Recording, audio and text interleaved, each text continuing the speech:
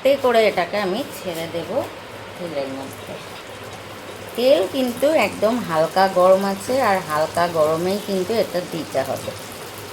তো চলো, আরও একটা কি দেওয়া যাবে সাইডে, হয়ে যাবে মনে হচ্ছে।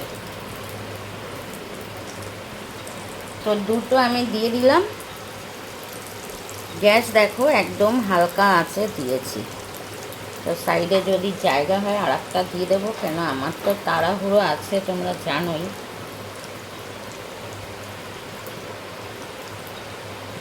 দেখো কত সুন্দর ফুলছে দেখো। আর গ্যাসটা কিন্তু এরকম কম করেই দিতে হবে, না হলে কিন্তু ওপরটা ভাজা হয়ে যাবে আর মানে ভেতরটা কাঁচা থেকে যাবে। তো ইয়েটা কই গো, এটা কেন চলে আসছে বুঝতে পারছি